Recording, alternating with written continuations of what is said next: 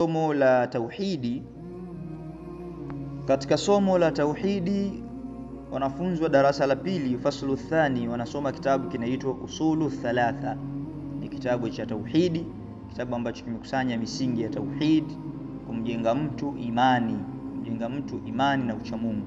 Kitabu hiki mwanafunzi anakisoma, lakini baada ya kukisoma malengo yetu na ujuzi ambao mwanafunzi atabaki nao kichwani, kwanza ni kufahamu maana ya tauhidi na vigawanyo vyake. Lakini kitabu pia kimeeleza mambo manne ambayo ni sababu ya mtu kufanikiwa, yaliyotajwa katika suratul Asr. Wanafunzi watajifunza hapa, lakini pia wanafunzi kupitia kitabu hiki watajifunza mambo matatu ambayo ni muhimu kufahamika kwa kila Muislamu na kuyafanyia kazi. Mambo hayo ni miongoni mwa mambo yanayopelekea kupata radhi za Allah subhanahu wa ta'ala. Lakini kupitia kitabu hiki wanafunzi watajifunza malengo ya kuumbwa mwanadamu na dalili zake katika Qur'ani. Watajifunza pia maana ya shirki, watajifunza aina za shirki, watajifunza mifano ya shirki na dalili zake, na wanajifunza pia ubaya wa shirki. Kwa hiyo tunatarajia mwanafunzi akimaliza kitabu hiki, hatutarajii kumuona katika mambo ya ushirikina na akiwa na imani za kishirikina. Kwa hiyo kitabu hiki kinamjenga mtoto katika imani na maadili mema. Lakini pia kitabu hiki kinamwandaa mtoto na ujuzi atakaobaki nao. Miongoni mwa mambo atakaojifunza ni kuhusiana na zinaitwa as'ilatul qabri, maswali yale ya kaburini, ufafanuzi wake. Lakini aina za ibada mtoto atajifunza katika kitabu hiki, dalili zake, kujifunza ibada mbalimbali na kujua kwamba ibada hizi zinatakiwa kufanywa kwa ajili ya Allah, ukizifanya kwa staili hii na kwa ni ushirikina na kadhalika. Lakini pia watajifunza nguzo za Uislamu na dalili zake kupitia katika Qur'ani na Sunna. Watajifunza maratibu dini, vipengele vya dini na dalili zake. Lakini mwisho wa kitabu hiki wanafunzi watajifunza historia ya Mtume sallallahu alaihi wasallam katika ulinganiaji, kuanzia alipopewa utume na historia kafupi kupewa utume, kulingania kwake. Lakini pia mwanafunzi anasoma katika kitabu hiki dalili za kufufuliwa, kuamini siku ya kiyama na kuamini baadhi ya matukio, au kuamini matukio yatakayotokea siku ya kiyama. Wanajifunza baadhi ya matukio watayasoma katika kitabu hiki. Na mwisho kabisa wanafunzi wanajifunza aina za taghut na dalili zake. Hiki ni kitabu kinaitwa Usulu Thalatha, ni kitabu maarufu, na huu ni ujuzi ambao mwanafunzi atabaki nao kichwani. Kwa hiyo huu unakuwa ni mwongozo wa sisi wasimamizi kumpima mtoto na kupima kazi aliyoifanya mwalimu katika somo lake husika. Lakini somo lingine ambalo wanafunzi wanajifunza katika kitabu hiki ni somo la akhlaq. Katika darasa hili ni somo la akhlaq. Katika darasa la pili wanafunzi wanasoma kitabu cha akhlaq, ni kitabu cha hadithi ambacho kinaitwa al-arba'una an-Nawawi, kitabu cha al-Imam Abu Zakaria Yahya bin Sharaf an-Nawawi, kinaitwa arba'una an-Nawawi. Kitabu hiki wanafunzi watakisoma, lakini na kukihifadhi hadithi moja baada ya nyingine. Utahifadhi hadithi moja baada ya nyingine. Kwa hiyo kitabu hiki kinalenga kumjenga mtoto katika tabia mbalimbali. Kitabu kimekusanya hadithi ambazo zinatengeneza akhlaqi, zinajenga imani, zinajenga maadili, zinajenga hofu ya Mwenyezi Mungu, zinajenga uchamungu. Kwa hiyo ni kitabu ambacho kimekusanya maudhui mbalimbali, lakini lengo lake ni kumwandaa mtoto katika akhlaqi njema, imani na uchamungu. Lakini wanahifadhi kitabu hiki mwanzo mpaka mwisho. Kwa hiyo malengo na ukaguzi wetu sisi wasimamizi na mzazi ni kupima, je, mwanangu anahifadhi kitabu hiki? Lakini somo lingine ambalo wanasoma watoto katika darasa hili ni somo la lugha ya Kiarabu, ambalo kitabu kinachotumika kwenye darasa hili kinaitwa Durusul Lughatil Arabia.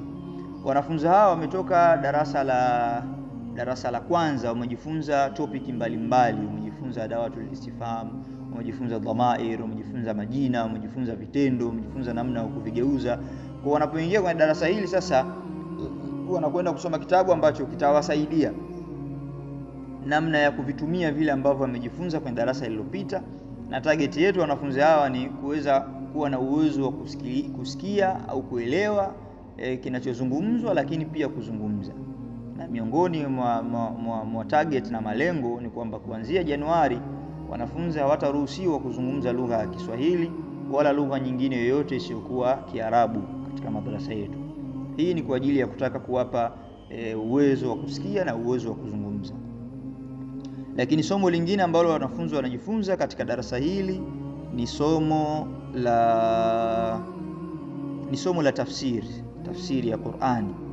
Tafsiri ya Qur'ani, wanafunzi wa faslu thani wanaanza kusoma, na kitabu ambacho kinatumika katika somo hili ni kitabu kinaitwa Rawdatul Janna fi tafsiri al-muyassar lil umma. Ni kitabu ambacho kimeandaliwa katika mambo matatu mambo manne. Kitabu ambacho kimeandaliwa katika maeneo manne, na kitabu hiki kwa wanafunzi wao darasa la pili wanasoma kuanzia tafsiri ya suratul Nas mpaka suratul Shamsi. Katika kila sura kutakuwa kuna vitu vinne ambavyo wanafunzi wanajifunza. Kwanza, kitu cha kwanza wanajifunza sababu nuzul, sababu ya kuteremka sura. Kuna maelezo mafupi ambayo yanaelezea kwa nini sura hii ilishushwa. Lakini jambo la pili wanajifunza ni tafsiri ya sura, aya moja baada ya nyingine, maelezo mafupi ya Kiarabu ambayo yanafafanua zile aya. Lakini tatu, wanafunzi wanajifunza faida zinazopatikana katika sura hiyo. Watajifunza zile fawaidul ayat, faida ambazo zinapatikana. Ameshasoma sura, kuna faida gani ambazo sasa anabaki nazo kichwani kupitia sura ile husika. Na mwisho kabisa kutakuwa kuna maswali ambayo mwanafunzi anatakiwa kuyajibu katika kujenga na kurakizi uelewa wake kupitia sura husika. Kwa hiyo wanafunzi wa darasa hili pia watakuwa na somo la tafsiri ya Qur'ani kuanzia suratul Nas mpaka suratul Shams. Kitabu kinachotumika ni Rawdatul Janna fi tafsiri al-muyassar lil umma. Lakini somo lingine ambalo wanafunzi wanasoma katika darasa hili ni somo la sira, historia hii ya Mtume sallallahu alaihi wasallam. Kitabu kinachotumika katika somo hili kinaitwa Asasiyatu fi Tarbiyati al-Islamiyya.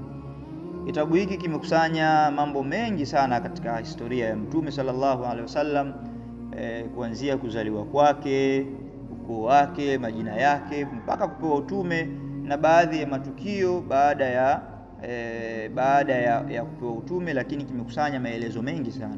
Sasa kwa ijmal ni kwamba kitabu hiki, malengo ya mwisho na malengo yetu mwanafunzi baada ya kusoma kitabu hiki ni mwanafunzi afahamu historia fupi ya Mtume sallallahu alaihi wasallam katika utoto wake, kwa maana ya nasabi yake, kuzaliwa kwake na malezi yake na makuzi yake.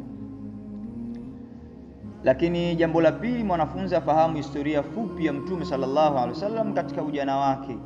Mtume alipokuwa katika ujana, tabia zake zilikuwaje, alikuwa akifanya nini, alijishughulisha na vitu gani. Mwanafunzi atafahamu historia fupi ya Mtume sallallahu alaihi wasallam katika ujana wake. Na jambo la tatu baada ya kusoma kitabu hiki kwa ijmal ni kwamba mwanafunzi afahamu historia fupi ya Mtume sallallahu alaihi wasallam kuanzia kupewa utume hadi kufariki kwake Mtume sallallahu alaihi wasallam. Atafahamu historia fupi. Kwa hiyo mwanafunzi wa darasa hili atakuwa na uwezo wa kumuelezea mtume wake sallallahu alaihi wasallam japo kwa ufupi, kuzaliwa kwake, katika ujana wake, lakini pia kupewa kwake utume mpaka kufariki kwake. Kwa ufupi mwanafunzi atakuwa na uwezo wa kuelezea jambo hili. Na somo la mwisho kabisa katika darasa hili ni somo la tajwid. Wanafunzi wanajifunza somo la tajwid. Kitabu kinachotumika katika somo la tajwid ni kitabu kinaitwa Taysir fi Ahkami at-Tajwid. Kinaitwa Taysir fi Ahkami at-Tajwid. Kitabu hiki kimekusanya ndani yake ahkam mbalimbali za usomaji wa Qur'ani. Ili mwanafunzi aweze kusoma Qur'ani vizuri lazima afahamu hizi ahkam. Kwa hiyo kina mambo mengi ndani yake, lakini malengo na ujuzi ambao sisi tunautaka wanafunzi wabaki nao baada ya kusoma kitabu hiki ni awe na ufahamu wa kutosha kuhusu maana ya tajwidi, malengo yake na faida zake. Lakini pia mwanafunzi katika kitabu hiki atafahamu hukumu za nunu sakina na tanwin, si kuzifahamu tu, pamoja na matumizi yake na namna zinavyosomwa katika Qur'an. Lakini pia mwanafunzi atafahamu hukumu za mim sakina, matumizi yake na namna zinavyosomwa katika Qur'an. Lakini jambo la nne, mwanafunzi atafahamu hukumu za madda, zile mududi zile zinavyovutwa. Kuna za haraka 2, kuna madda za haraka 4, kuna madda za haraka 6, zinavutwaje, kwa urefu gani. Yote hayo mwanafunzi atafundishwa kupitia kitabu hiki, mwanafunzi huyu wa faslu thani, darasa la pili. Lakini jambo lingine mwanafunzi anajifunza katika kitabu hiki na darasa hili ni atafahamu mambo ya hukumu za qalqala, huruful qalqala, namna zinavyosomwa na matumizi yake na vigawanyo vyake. Lakini jambo lingine, mwanafunzi atajifunza ahkamur ra katika usomaji wa Qur'ani, hukumu za ra zinavyotamkwa, ra nzito, ra nyepesi, zinatamkwaje, zinabadilika vipi, mwanafunzi anajifunza katika darasa hili. Na jambo la mwisho ambalo mwanafunzi anajifunza kupitia kitabu hiki cha Taisiru fi Ahkami Tajwid ndani ya fasulu thani, darasa la pili, ni mwanafunzi atafahamu namna ya usimamaji, namna ya kusimama katika kusoma Qur'ani, hukumu za namna ya kusimama, namna za kuanza katika kusoma Qur'ani. Kwa muhtasar, haya ni mambo ambayo mwanafunzi atajifunza kwa mwaka mzima katika darasa la pili ndani ya masomo haya 8. Kwa hiyo mzazi, ikiwa mwanao anasoma darasa hili la pili, maana yake haya ndiyo mambo ambayo unatarajia kumuona nayo amebaki nayo kichwani kwake baada ya mwaka wa masomo kumalizika. Kwa hiyo wale watoto ambao mwaka jana walikuwa kwenye faslul awwal, maana yake mwaka unaofuatia huu wanaingia faslul thani, na haya ndiyo mambo ambayo watajifunza kwa mwaka mzima. Nimejaribu kuyakusanya kwa ikhtisar na kuyaelezea katika dakika hizi 20, lakini mambo mengi sana ambayo ukiyaelezea kwa mapana huwezi kuyamaliza kwa muda wa lisali moja wala masaa mawili. Nafikiri kwa leo niishie hapa biidhnillahil karim. Allah akijalia, katika majlisi ijayo nitaelezea masomo ya darasa la kwanza ambao ni faslul awwal. Barakallahu fikum wa jazakumullahu khair.